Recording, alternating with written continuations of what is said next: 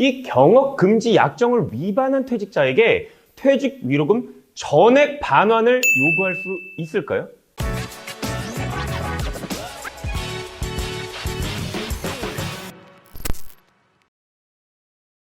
회사가 어렵다고 하면서 희망퇴직을 실시하는데 퇴직 근로자한테 퇴직 위로금을 지급하기로 합니다.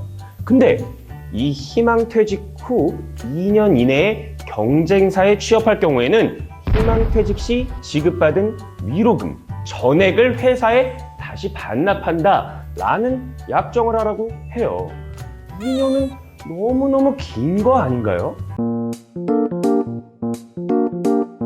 근로자가 근로관계의 존속 또는 종료 후에 사용자와 경쟁적 관계에 있는 동종사업을 스스로 경영하거나 사용자와 경쟁적 관계에 있는 동종업체에 이직하는 등의 방법으로 사용자와 이 경쟁적 영업행위나 직업활동을 하지 말아야 할 의무를 법률적으로는 경업금지 의무라고 합니다.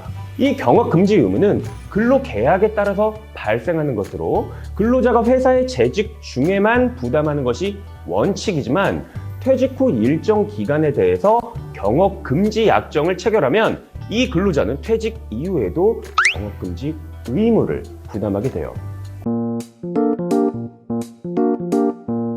이 경업금지 약정의 유효성은 사용자의 사업활동상 정당한 이익과 비교해서 근로자의 직업선택의 자유를 제약하는 정도가 합리적이고 필수적인 범위를 넘어버린 것인지 여부를 다양한 기준에 의해서 종합적으로 판단해야 합니다.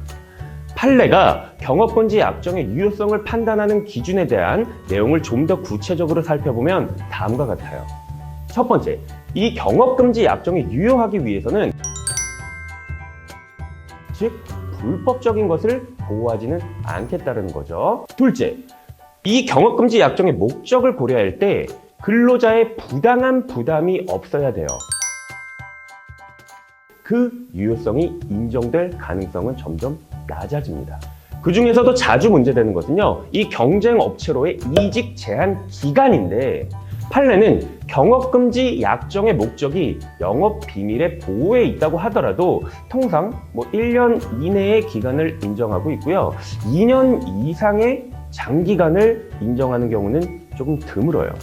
세 번째, 이 경업금지 약정은 이로 인해서 근로자가 제대로 보상받는지 여부도 중요한 요소예요. 넷째, 이 경업금지 약정은 정당하지 않을 수 있습니다.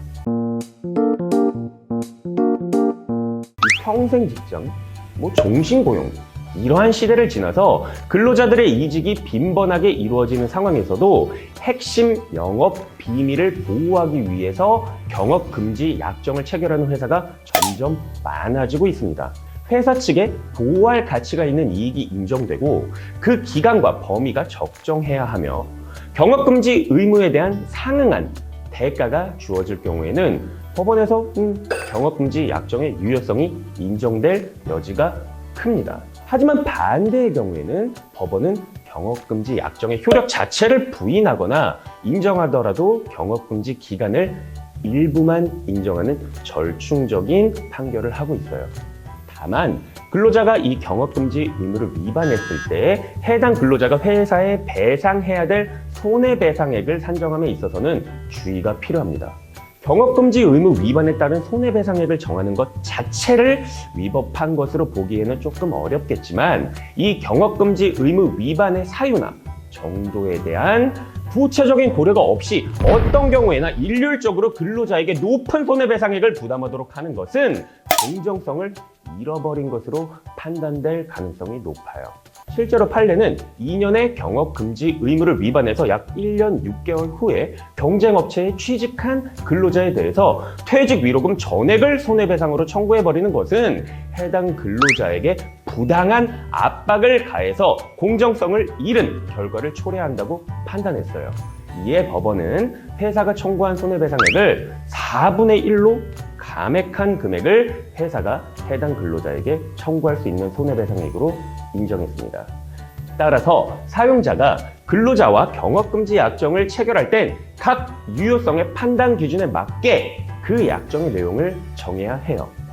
경업금지 약정 위반에 따른 손해배상액의 예정액을 퇴직 위로금 전액을 회사에 반납한다? 와 같이 일률적으로 정하기보다는 경업의 시기와 내용 등에 따른 경업금지 위반의 수준을 고려해서 그 금액에 차등을 두어 설정을 하는 것이 서로를 위해서 합리적인 방식일 것입니다. 네, 그래서 오늘은 이 경업금지 약정이 도대체 무엇인지, 그리고 이 약정의 한계가 어떠한지에 대해서 살펴봤습니다.